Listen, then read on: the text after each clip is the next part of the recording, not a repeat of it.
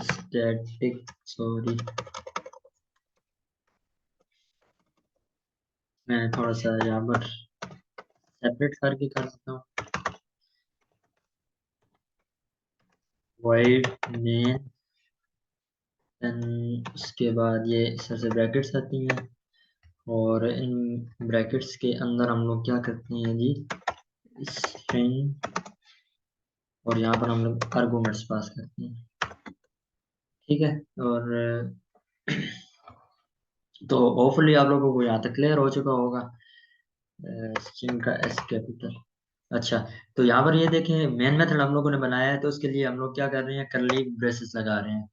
Then उसके बाद जो है ना, अगर लेट सपोज मैं इसके अंदर कोई और चीज़ डिफाइन करना चाहता हूँ, बहरहाल कहने का मतलब ये है ना कि कोई भी यहाँ पर जो भी हम लोगों ने किसी चीज़ की बॉडी रिप्रेजेंट करनी होती है, तो वो हम लोग या ब्लॉक्स को रिप्रेजेंट, किसी ब्लॉक ऑफ कोड को, या कह लें कि किसी भी चीज़ की जो रेंज होगी या बॉडी होगी, उसको डिफाइन करने के लिए हम लोग क्या करते हैं, कर्ली ब्रैकेट्स का इस्तेमाल करते हैं। तो यहाँ पर हम लोग क्या करते हैं, टैग्स का इस्तेमाल करते हैं।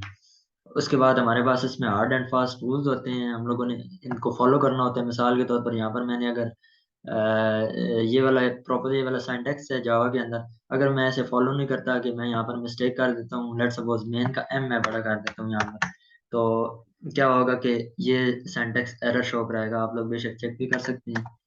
लेकिन यहाँ पर अगर मैं क्या करता हूँ कि HTML मैंने यहाँ पर छोटा लिखा हुआ है, और यहाँ पर मैं क्या करता हूँ जी, HTML से बड़ा कर देता हूँ, तो कोई इशू नहीं आएगा। बेशक ये एंडिंग टैग बेशक छोटा भी हो, कोई इशू नहीं आएगा इसमें। बहरहाल जो है ना, ये एक अच्छी अप्रोच नहीं है कि आप लोग इसे इस तरह से करें। तो लेकिन हम लोग इस ज़्यादा डिटेल में नहीं जा रहे, तो पर बस क्या बताना ये चाह रहा था कि आप लोगों को मार्कअप और हाई लेवल लैंग्वेजेस का डिफरेंस पता चल सके। तो इसी तरह से हम लोग यहाँ पर इसमें इसका जो चौथा पार्ट है, एक्सटेंसिबल मार्कअप लैंग्वेज, तो वो हम लोग पढ़ेंगे। इसके साथ WPF के साथ भी अप्लाई करेंगे, और अलग से भी जो है ना ट्राई करेंगे इसको। देन फाइनली हम लोग आते हैं जी ASP.NET। ASP.NEट बेसिकली .NET फ्रेमवर्क का एक पार्ट है, जो कि हमें प्रोवाइड किया जाता है वेब बेस्ड ऐप बनाने के लिए। मतलब हम लोग ये वाला WPF वाला जो, सॉरी, काम करते हैं, WPF वाला जो, और XML, WPF XML को मिला के जो काम करते हैं, वो हम लोग ASP.NEट के थ्रू कर सकते हैं। तो ये था हमारा कुछ आज का ओवरव्यू। और देन उसके बाद हम लोग देखते हैं कि हम लोगों ने टूल्स कौन से इस्तेमाल करने हैं। तो बेसिकली हम लोग यहाँ पर फॉलो करने जा रहे हैं जी, टूल्स में हम लोग फॉलो करेंगे नंबर 1 पे, तो हमारे पास आ जाएगा विजुअल स्टूडियो। इसकी इंस्टॉलेशन थोड़ी सी है, मतलब क्या कह लें कि थोड़ा टाइम लगता है इसमें, फाइल क्योंकि काफ़ी बड़ी होती है। बहरहाल ये आप पर भी डिपेंडेंट है, आप उसके अंदर क्या क्या इंस्टॉल करना चाहते हैं। अगर आप लोग उसके अंदर ज़्यादा चीज़ें इंस्टॉल करना चाहते हैं, तो आप जो है ना, ये आप पर डिपेंड करता है। अगर आप ज़्यादा चीज़ें इंस्टॉल करना चाहते हैं, तो वो फाइल लंबी बनती है थोड़ी सी, मोस्टली जो है ना 8-9 GB तक भी चली जाती है। और अगर आप उसमें कम चीज़ें इस्तेमाल करना चाहते हैं, मतलब टू द पॉइंट रहती हैं, तो 1 GB 1.5 GB में भी काम चल जाता है। तो दूसरी चीज़ हम लोग साथ में दूसरा टूल इस्तेमाल करेंगे, SQL, MySQL, सॉरी, तो MySQL and SQL server management studio, ये दोनों क्योंकि एक ही इकट्ठे पार्ट है। सर्वर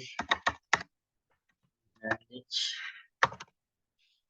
पर मैं स्मार्ट स्मॉल फॉर्म में लिख रहा हूँ, मैनेजमेंट स्टूडियो।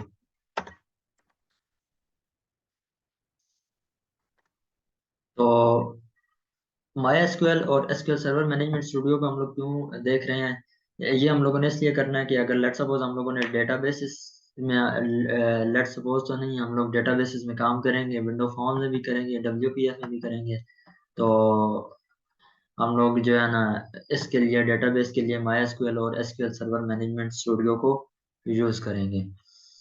तो होपफुली आप लोगों को ये चीज़ समझ में आ गई होंगी। तो वी अगली वीडियोस में हम लोग जो है ना VS स्टूडियो को इंस्टॉल करना बताएंगे, और देन उसके बाद फिर जो है ना किस तरह से उसमें प्रोजेक्ट क्रिएट करना होता है, और कंसोल ऐप को हम लोग जो है ना प्रॉपर तरीके से स्टार्ट करेंगे। तो ये बेसिकली इसका रियल प्रोग्राम का थोड़ा सा जो है ना ओवरव्यू था। होपफुली आप लोगों को कुछ चीज़ें समझ में आई होंगी। अपना बहुत सारा ख्याल रखिएगा। अब तक के लिए इतना ही। अल्लाह हाफिज़।